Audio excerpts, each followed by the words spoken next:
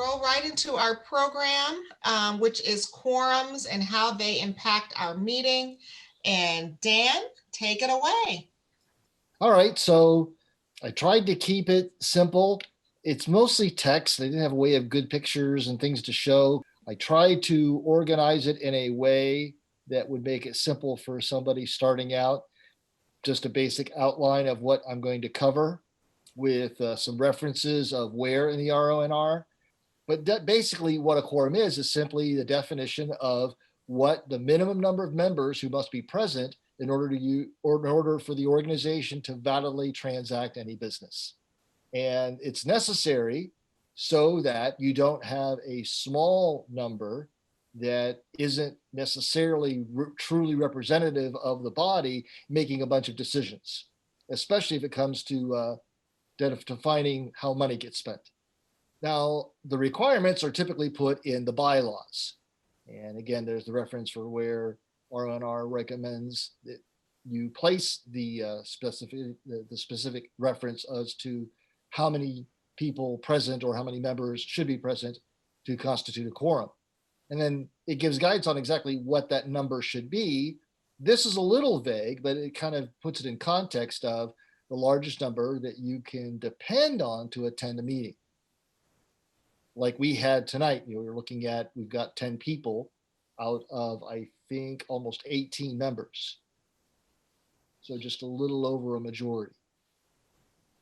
As far as guidelines, it was an interesting distinction between whether you're making reference to rather official legislative bodies or ordinary societies. So here's an example from the US Constitution where it's rather explicit of what each house in the Senate must have in terms of a quorum before they can do business, with some clarifications about what can be done. And one of the things that makes this an important differentiation is because it is an official body, it can actually institute penalties for members being absent and not cooperating to compel for attendance in order for them to conduct official business. Whereas now voluntary societies typically don't have the ability to engage in any type of enforcement. So for this case, I made it simple. I took our examples from the NAP bylaws and I indicate which section. And in this case, the particular section talks about district conferences, in which case there should be 10 members that are entitled to vote at the conference.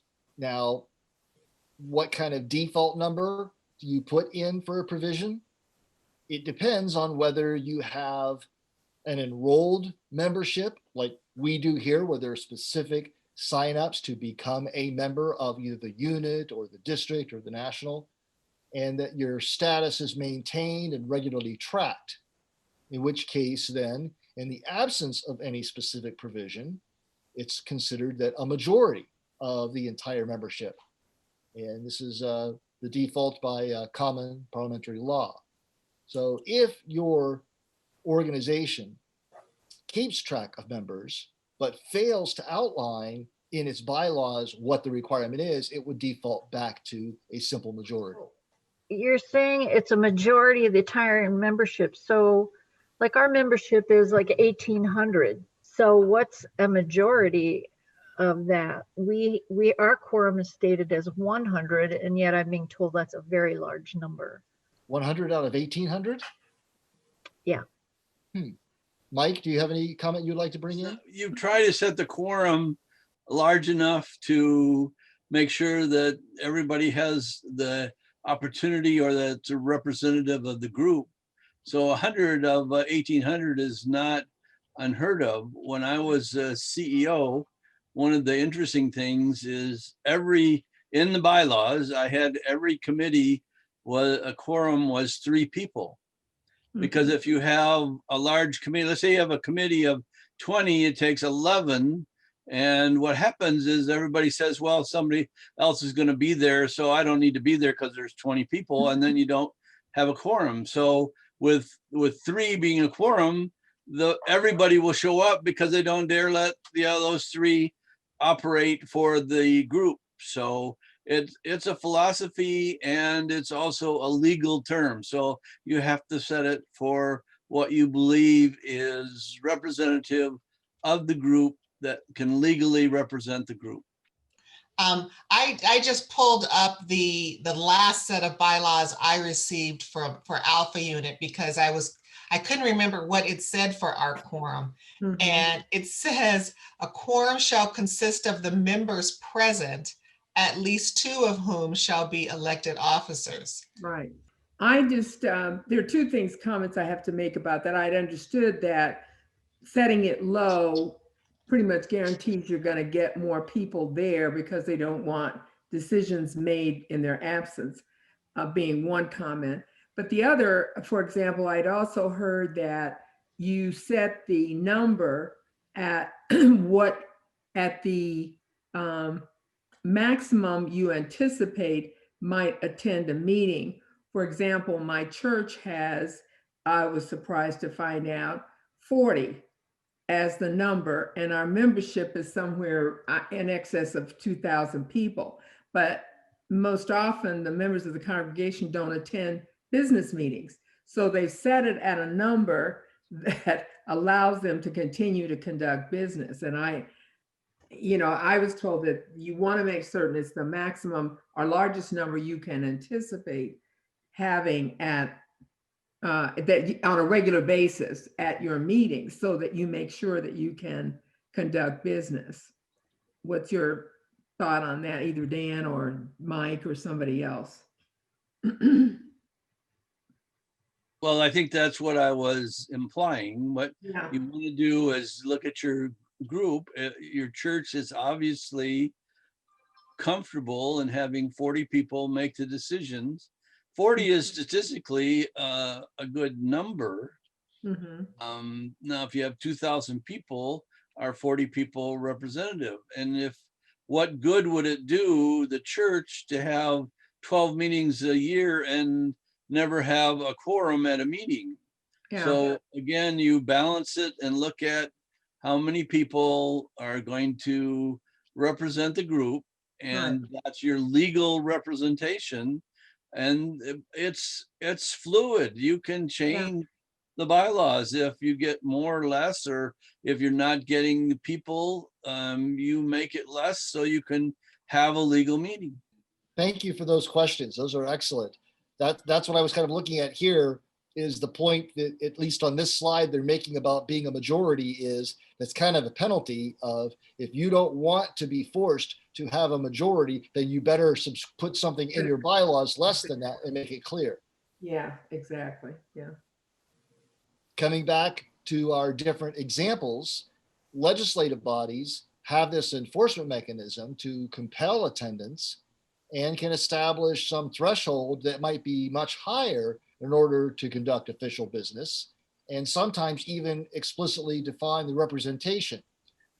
For instance, at the NAP, there are multiple districts. They might define not only a minimum number, but that some percentage of each district be represented. I pulled this out of the news story that I can remember back some years ago, that there was a major piece of legislation coming before the Texas Senate, and it was a very partisan issue. And the group that happened to have the majority wanted to pass it, and those in the minority were not happy about it. And so their solution was to flee the state, in which case the governor could send the Texas Rangers to forcibly retrieve them if they were within the state. By going across state lines, they kind of defeated that. And they actually held out for 46 days, either between Oklahoma and New Mexico. And it comes back to the Constitution of the state of Texas, which defines that to have a quorum, you need 2/3 of its members present. So being that high of a number, it only took 11 members to flee in order for it to fall apart. Eventually, one of them did return. They were able to conduct the business. And so it was quite the hilarity in the Texas newspapers. The contrast here is that obviously is there were actual legal means where they could send law enforcement officers.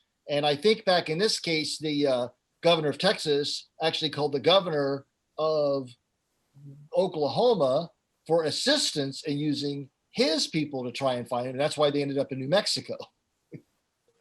Wow. Almost like an extradition agreement. I never have thought of the quorum being used to me, that's like the opposite manner, that you would use it then to make sure that a vote couldn't take place. Yeah. Mm-hmm. Interesting. Yeah. And so again, because in legislative bodies, it's official, there's legal requirements. There probably is something similar, and Mike, having been a CEO, is aware, depending whether it's a private corporation or a public corporation, whether there's SEC guidelines on how many members of a board have to be present in order for things to pass and make material changes to the business plan. So outside, most of what I deal with, and probably many of you, are the voluntary societies, but these other groups have some rules where that can be a little more binding. But even in voluntary groups, if the group chose to halt a vote being taken or something I guess it could be used in the same way. If you make sure that there's not a quorum to act on it, you just don't show up. That's what I'm thinking. It's kind of interesting. I'm president of my HOA. Back when I was secretary 3 years ago, we had a 5-member board. We still do. And only 3 members of the board were present for a meeting. And the meeting was a little contentious, and one of the guys that was there was sort of a hothead anyway. And there's a long story behind that I won't even bear to get into. But it wasn't going his way. And he said, well, I tell you what, I'm just going to leave the meeting and you guys won't be able to conduct any business. And I kind of looked at him and I said, please do, go right ahead. And he looked at me kind of funny. And I sort of played my cards out on the table like I normally do. And I said, you obviously have not read our bylaws, which states if a quorum is present when a meeting is convened, the quorum shall be deemed to exist until the meeting is adjourned, notwithstanding the departure of one or more directors.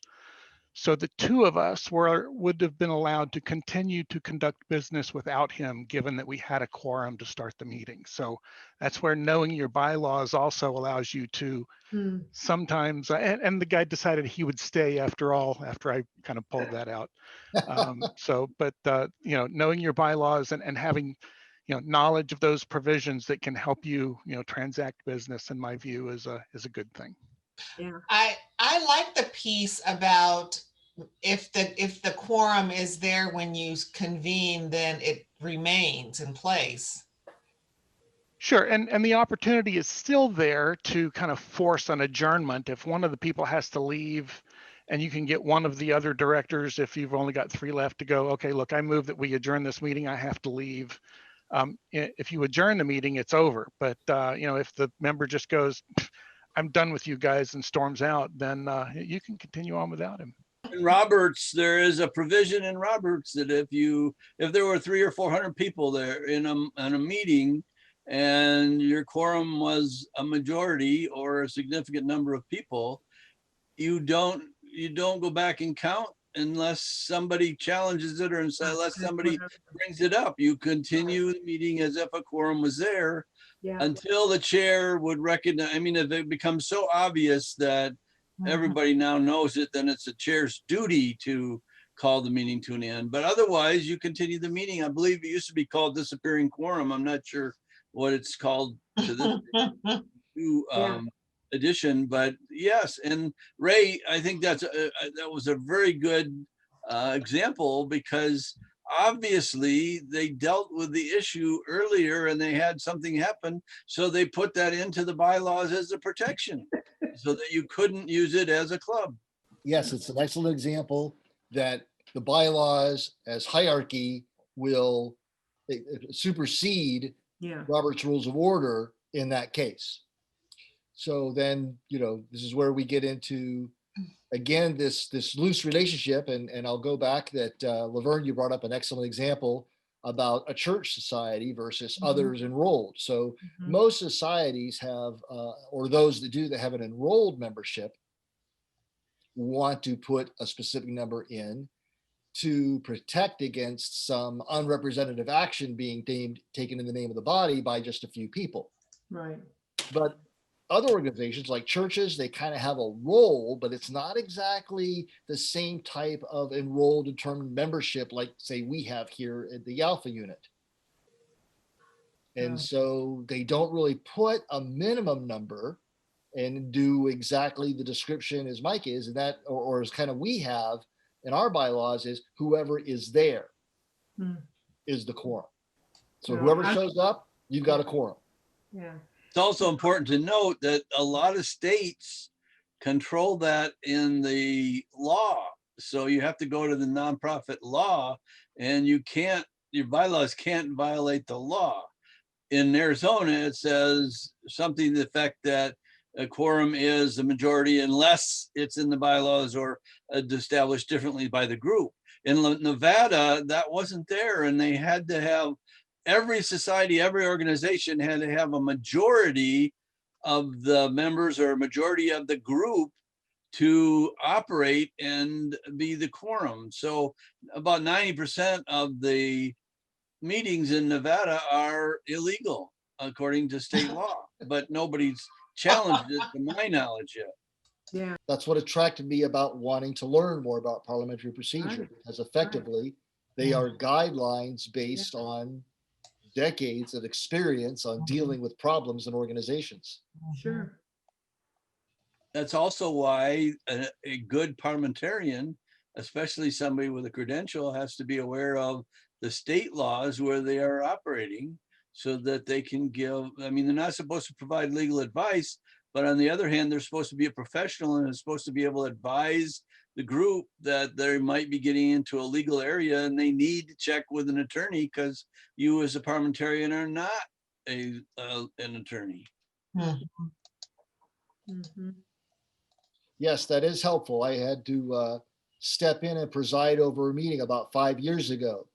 And I had a parliamentarian behind my right shoulder and an attorney behind me on my left shoulder to cover my bases as I was trying to preside over this meeting, not knowing nearly enough about either one. Motivation for why I finally did step out and end up here. Thank you, everyone, for sharing. That's just excellent examples. I'm trying to keep notes here for myself while we're doing this. Yeah. Now, another thing that was kind of interesting, and this is a good example looking at the organization, and we'll have an example in a minute from the NAP, is organizations of varying size have multiple layers and levels and a hierarchy of which each subcommittee or member may have its own unique quorum requirements separate from when the body as a whole might meet. Right. Whereas a small organization, may only have essentially either a single requirement or perhaps one for the executive board and one for the whole, but not a whole lot more than that. And so from the NAP, there are multiple sections depending on whether you're talking about districts or talking about conventions, what the appropriate number will be. So in the previous one for a district conference, it's 10 members. But if you're having a convention, then it needs to be at least 1/3, a majority of the voting delegates with credentials. And this is where that secondary, at least 1/3 of the various associations are represented. So two-parter there in terms of how that's expressed. And then this is just listed that I, have aware somewhat as a common practice that the executive board might have a different requirement because typically there's something specific. You have 7 members on a board, so you could define an exact number, what you want that quorum to be. And this is where we talk again about, do you pick a large number or a small number, and what's the purpose for that? Robert's Rules of Order simply recommended that because it's so difficult to get a majority for a lot of societies, you really shouldn't pick anything too close. It should be expressed in a way of what your estimate is of how many people are going to show up. And it doesn't have to be an absolute number. It can be a percentage, as we saw in the NAP, where it talked about a third of the different associations being represented. But that still should be explicitly defined within the bylaws.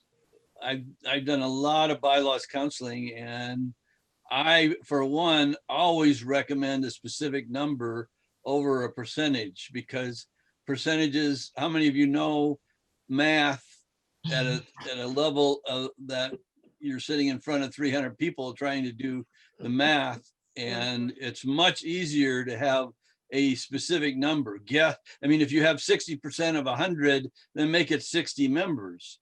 It's much easier to determine, and your quorum is changing every time you meet if you have a percentage. For conventions where membership can oftentimes fluctuate, that's where I think the percentage comes in. So it allows you to be able to transact business when you have up years and down years in terms of your total actual membership. But yes, I take Mike's point highly valuable in that if you know what your membership size is, then really there's no advantage to doing a percentage. You're better off having a specific number that everybody can immediately leap to and see, how you compare. One of the notes that the Robert Rules of Order made mention of is that you need to be careful as an organization when you choose to revise your quorum requirements, that action be taken in a single motion. You don't want to do like a two-parter where you're going to remove the existing requirements and then vote on what the new ones ought to be. Because by default, when you remove the existing ones, you go back to what Robert's Rules of Order is a majority, which you may now no longer be able to have. And now you've just created a rather crude embrace of nothingness in your organization. It becomes incapable of taking action. Thought that was a valuable footnote. Yeah. Right. It's recommending that you strike out the old provision and insert the new one and make it that the motion. Okay. As opposed to having one motion remove it and a new motion to put in the new number. If it's in your bylaws and you're doing, wouldn't you need to do a bylaw amendment? Yes. I'm just saying that the amendment should do both at the same time. Okay. Not break it into two amendments where one amendment removes the condition and another amendment inserts the new condition. Okay, gotcha. Thank you. Remember, bylaw amendments are given immediate authority. So if you strike it out, assuming that you're going to insert a blank or something, immediately when you strike it out, it goes back to Roberts or another authority, and it says that now your meeting must have a majority.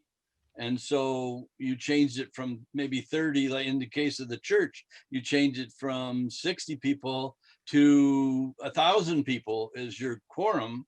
And you don't have 1,000 people there. So, you can't change the bylaws again without going back and notice and going through all the steps. So what will this do in your meeting?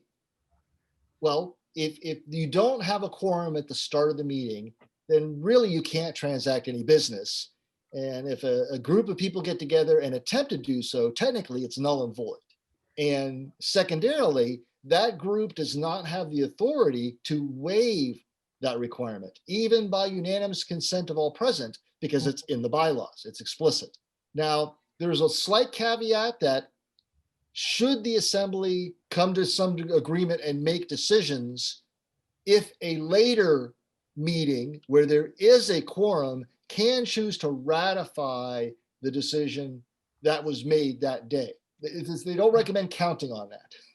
Certainly somebody should be writing a check till it's been ratified. So I have a question about this because we have our annual meeting coming up on Saturday, and I don't think we're going to get a quorum because the quorum is 100, and with COVID, I doubt that we're going to get that.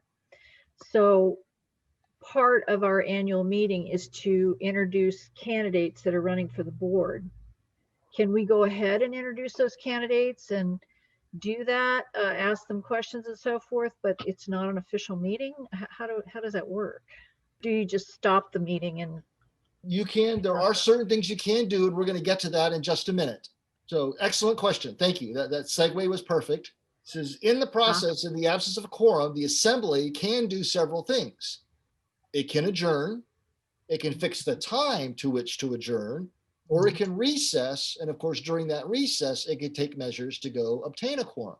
In the sense of having the candidates and have discussions, there's nothing official taking place. There's no motions being passed. It's just a discussion. You can't hold the election of them without a quorum. But you can introduce them or have them speak, yeah. Exactly. Mhm. Unless there's something in the bylaws that would prohibit that. You know, one time last year, I was president of a group and we had that occurrence. And they were shocked when I said, we can still have a meeting. We just can't have a vote on anything, make no decisions, but we can still, discuss what one group is doing, what the other group is doing, take notes and be done with it. And they were all shocked that I would say, well, we can still have a meeting. And they seemed to want to think that they could not do anything, that they were totally paralyzed. I don't think I put it in here. If you have a quorum and then you notice there's no longer a quorum, it does not require the meeting end immediately. It just says that whatever you do doesn't have any official stamp, so don't take any specific action that would require exactly as you said. Okay, so let's say you start the meeting, you've called the meeting to order, but you don't have the quorum. Do you just adjourn it but continue?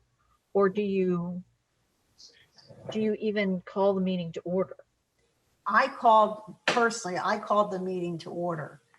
I mean, it's transparent. Everybody knows what happened. There's no votes. I mean, you can use it as a meeting to get ideas, toss ideas, further conversation on an idea that was, happened at the last meeting. There's just no voting on anything. And, Right. I had them still take notes just to keep everybody up to par on ideas. I think ideas was the important thing for me at that time. But no, we did not adjourn it. Did we do something wrong by doing that? I don't think so, because your meeting could still make recommendations that could then be ratified at some future meeting where there is a quorum. Good idea. Yes, good idea. Two comments. One is, most of the time we are parliamentarians and we don't have the attorney credential. If you're a parliamentarian and an attorney, you can screw up your own meeting. But if you don't have that credential, you can only advise. Number one, you can advise them to look at the law, because the law allows certain things to happen in an emergency that Roberts might not allow. And remember, Roberts bows to the law, to the statutes. The other thing is something that's very important. Homeowners association and churches most of the time don't care about the rules. Very true. Amen. You're not at my HOA, Mike. Yeah. Yeah. And my church would be okay if you didn't spend any money. Vote to spend some money, yes. So this is Sean. I just want a point of clarity, just to make sure. So if I am running a meeting and I do not have a quorum, I can go ahead and start my meeting, but no action can take place, meaning I can go through my agenda. The committee chairs can give their reports, and we just document if they want a recommendation, but we can't act on it until we get the quorum. Am I correct? That's my understanding. Okay, all right.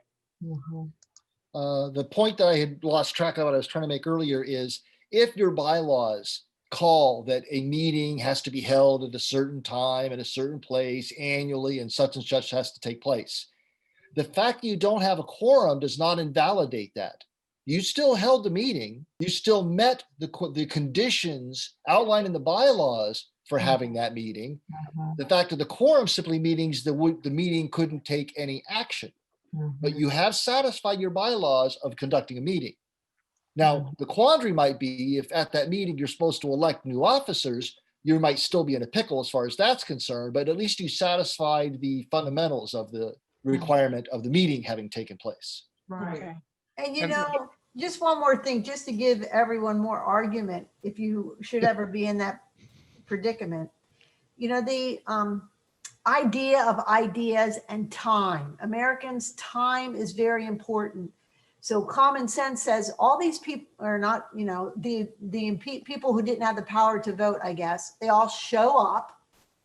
You know, their time is important. And whatever ideas that they have at that time are important to share. So, you know, when you're sharing it with the people that might not have heard that before, emphasize that part. You're not voting on anything, you're not changing anything. It's a time that we all got together as scheduled, and let's use that time valuably to, you know, move, you know, get ready for the next meeting or whatever it is. So, Awesome, Tina. Get something productive from being there at least. yeah. Right. Yeah. I'd also add that, you know, the common thought is, well, we didn't have a meeting. And I think we've already established, well, you can have a meeting, but you can't make decisions.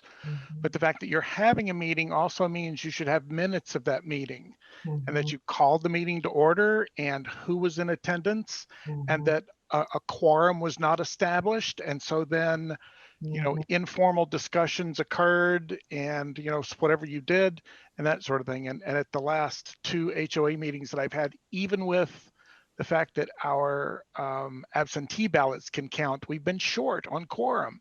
345 homes, and we have to have 35 votes, and we haven't had that many. You know, we have minutes, and there's no future meeting at which they have been approved, but we definitely have draft minutes on the record that we can approve at the next meeting that actually has a quorum.